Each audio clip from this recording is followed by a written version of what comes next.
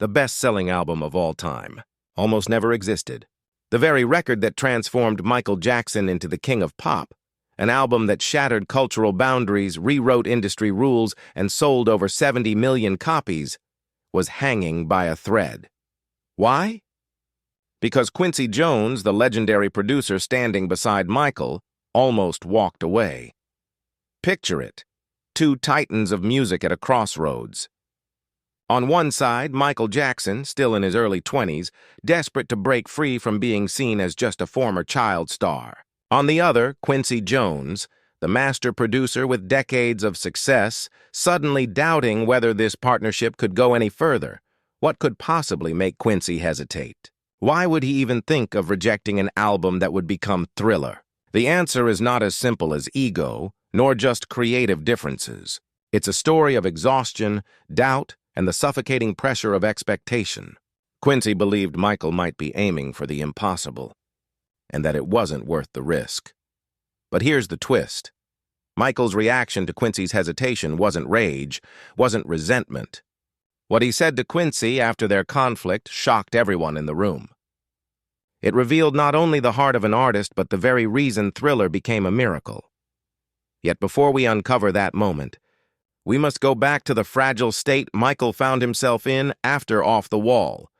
Because to understand why Quincy almost rejected Thriller, you first have to understand why Michael needed it more than anything else in his life. Michael Jackson had already tasted stardom. By the time Off the Wall dropped in 1979, he wasn't just the child prodigy from the Jackson 5 anymore. He was a man, carving out his identity. That album, with hits like Don't Stop Till You Get Enough and Rock With You, proved he could stand on his own. It sold millions, won awards, and made critics pay attention. But to Michael, it wasn't enough. Why? Because while Off the Wall was celebrated, it wasn't taken seriously in the same way as rock icons of the time. Michael saw the Grammy nominations come and go. He saw the accolades for others, but not the recognition he thought he had earned. Deep down, he was hurt, and that wound became fuel. Michael said privately that he wanted his next project not just to sell, but to dominate. He wanted respect, respect that stretched across genres, races, and countries. He wanted an album that couldn't be ignored, that wouldn't just succeed, but would rewrite history.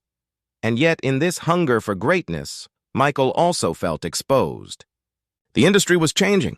Disco, the genre that had carried much of Off the Wall's success, was dying.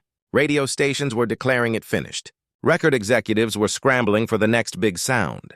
Michael knew he couldn't repeat himself. He had to reinvent, but reinvention comes with risk, and risk requires a partner. For Michael, that partner had to be Quincy Jones. The problem? Quincy wasn't so sure he wanted to do it again. To understand Quincy's hesitation, you need to step into his shoes. By the early 1980s, Quincy Jones was already a legend. He had arranged music for Frank Sinatra. He had shaped the sound of jazz, pop, and film scores. He was decorated with awards, respected across the globe, and didn't need another project to prove his legacy. When he agreed to produce Off the Wall, it was seen as a gamble. Could this seasoned jazz man bring out the best in a young pop star? The answer was yes, but it took everything Quincy had. The long studio sessions, the battles over arrangements, the constant push to refine every detail drained him. And now, only a few years later, Michael was calling again. Quincy looked at his life and thought, do I want to go through that fire again? Was it worth it to dive into the chaos of another record, one that might not even surpass what they'd already done? Behind the scenes, Quincy also had doubts about Michael's vision. Michael wanted something bigger, darker, more dangerous than Off the Wall. He wanted to fuse pop with rock, funk with cinematic drama, and even inject elements of horror into music. To Quincy, this sounded reckless. Pop music had its formulas, its proven sounds. What Michael proposed was uncharted territory. There were whispers in the industry, too. Some executives doubted whether Michael could expand beyond the disco and R&B sound that made him famous. Others wondered if audiences were ready for a young black artist to dominate every chart, every genre all at once. Quincy heard those. One night, after a particularly heated discussion, Quincy is said to have sighed and muttered, "Maybe I'm not the man for this job anymore." Those words cut through the air like a knife. Michael froze. For a moment, it felt like the entire dream was slipping away. But Michael didn't retreat. He looked Quincy in the eye and said something that startled him. "If we don't do this together, the world will never hear what I can really be." Those words weren't a plea. They were a challenge. Michael wasn't begging Quincy to stay. He was declaring that this album was his destiny, and that destiny needed Quincy's hand.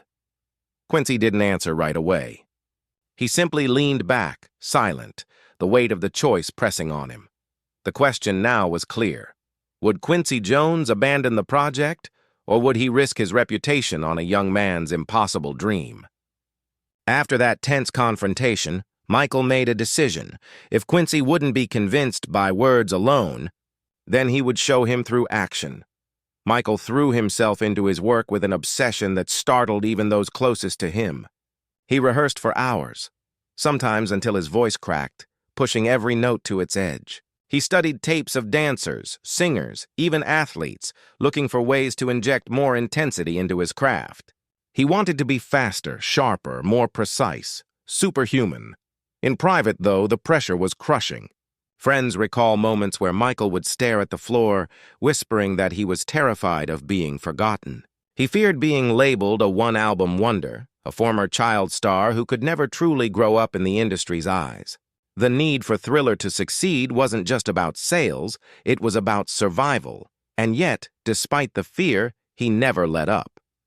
Michael filled notebook after notebook with ideas. He scribbled song concepts, stage designs, even costume ideas for performances that didn't yet exist.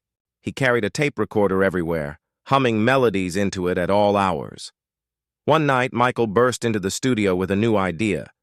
He told Quincy he envisioned a song that would feel like a horror movie, a track that made listeners shiver, then dance, then laugh nervously. Quincy raised an eyebrow. Horror in pop music? But Michael wouldn't let it go. He described ghouls, sound effects, even a spoken word ending that would haunt people long after the music stopped. It was outrageous. It was unorthodox. But Michael's eyes burned with such conviction that even Quincy had to pause. The same happened with Billie Jean. At first, Quincy wasn't sold on it. He thought the intro was too long, the structure too unusual. But Michael insisted the beat had to build slowly, hypnotically. He said, "This is the kind of groove that makes you feel it before you even know what it is." Michael's desperation was not the desperation of panic. It was the desperation of destiny. He was willing to risk ridicule, rejection, even failure if it meant creating something unforgettable. Still, the tension with Quincy lingered. Every song idea, every lyric, every arrangement sparked debate. Quincy thought Michael was too much of a perfectionist, sometimes bordering on obsessive. Michael thought Quincy was too cautious, too rooted in old formulas. Yet in those clashes, something powerful began to emerge. With every fight, the music sharpened. With every disagreement, the vision became clearer. It was as if the album was forging itself through fire, born out of conflict, sculpted by pressure. But the fire was dangerous. Both men were reaching breaking points. Quincy wondered if this would end in collapse. Michael wondered if his dreams were simply too big for anyone else to believe in. And then came the moment of truth. Michael revealed the full scope of his vision. Not just songs, not just melodies, but an entire world. He wanted Thriller to be more than an album. He wanted it to be a cultural earthquake, something that no one could escape. He looked Quincy in the eye once more and said softly, "This will change everything. If we fail, That was the tension that hung over every recording session, and it would only intensify when the creative battles began to boil over in the studio. If Section 5 was about gambles, Section 6 was about fire. The studio sessions were grueling, charged, with energy, and constantly on the edge of collapse. Both Quincy and Michael were perfectionists, but their visions often collided like storm fronts. Take Billie Jean. Quincy didn't just dislike the long intro. He tried to cut it entirely. He suggested trimming the groove, tightening the track, making it more radio-friendly. Michael resisted fiercely. He said the suspense of the intro was the soul of the song, that it pulled the listener into a trance before the story began. Quincy shook his head, but Michael refused to budge. They argued for days, neither willing to concede. Then there was Human Nature. The song came to Quincy through a demo written by Toto's Steve Porcaro. Michael loved it instantly, its dreamy mood, its bittersweet tone. Quincy wasn't so sure. He thought it was too soft, too ambiguous. Michael fought for it, pouring himself into the vocal as if to prove the song's worth. When Quincy finally heard Michael's soaring falsetto on the chorus, he knew they had struck gold. But the fight to get there was draining. Every track carried similar battles. Quincy worried about balance. Michael obsessed over feeling. Quincy demanded structure. Michael demanded magic. The arguments weren't petty. They were volcanic. Some nights ended with silence, others with slammed doors. And yet, in that tension, the music grew sharper. Quincy pushed Michael to refine his vocals until they were razor precise. Michael pushed Quincy to allow risks that would terrify most producers. The clash became a crucible, and the songs began to take on a life of their own. Still, not every session ended in triumph. There were moments when Quincy nearly lost his patience entirely. He would accuse Michael of wasting time with endless retakes. Michael would accuse Quincy of not trusting his instincts. The room would go quiet, musicians waiting for one of them to storm out. But somehow, neither of them ever did. One heated session became legendary. Michael wanted to record dozens of vocal takes on a single track, each with microscopic variations. Quincy finally snapped, asking, "Why do you need this many?" Michael replied, "Because somewhere in there is the one that will live forever." That answer stunned Quincy. He didn't say anything for a long time. It was in these battles that Quincy began to see what made Michael different. This wasn't just ambition. It was obsession, a refusal to settle for anything less than perfection. And while it exhausted Quincy, it also began to inspire him. But the clashes left scars. By the midpoint of recording, Quincy confided to colleagues that he wasn't sure if he could keep up with Michael's relentless pace. The tension threatened to undo the entire project. The studio became both a laboratory and a war zone. Greatness was being born, but it was costing both men dearly. And as the sessions dragged on, the question grew heavier. Would their partnership survive long enough to finish the album? The battles had reached a breaking point. Quincy, drained and doubtful, considered whether he had made a mistake by staying on. Michael, restless and obsessed, feared the album was slipping through his fingers. Something had to give. Then came the moment that would shift everything. One evening, after yet another long session filled with disagreements, Quincy made a bold decision. Instead of trying to control every detail, he gave Michael something he rarely gave anyone: final say. On a handful of tracks, Quincy decided to let Michael's instincts lead, even if it meant risking chaos. It was a dangerous bet. For a producer of Quincy's stature, handing the reins to a young artist could be seen as reckless, even irresponsible. But somewhere inside, he knew this was the only way forward. Michael seized the opportunity. He poured himself into the tracks with renewed intensity. When Quincy allowed him to guide Billie Jean without cutting the intro, Michael doubled down, shaping the groove until it hypnotized everyone who heard it. When Quincy reluctantly opened the door to beat it, Michael brought in Eddie Van Halen. The result was an electrifying solo that At first, the reaction was cautious. Critics acknowledged its ambition but weren't sure how to categorize it. Some called it pop, others R&B, others funk, others something unnameable. For Michael, the uncertainty was torture. He wanted more than respect. He wanted dominance.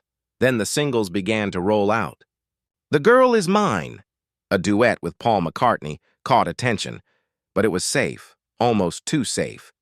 Michael feared the public would think the album was soft, but then came Billie Jean. From the moment that hypnotic bass line hit the airwaves, the world froze.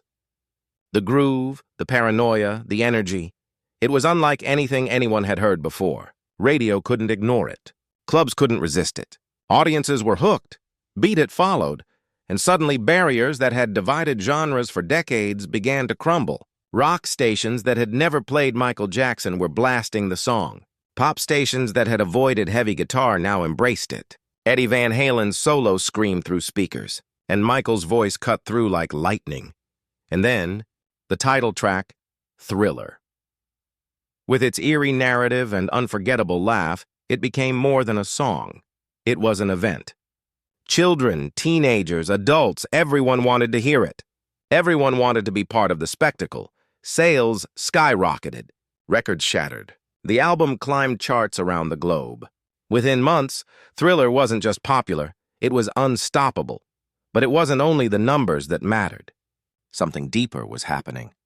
For the first time, a young black artist had created an album that crossed every boundary, racial, cultural, generational. Michael's vision of universality had come true. People from all walks of life embraced Thriller.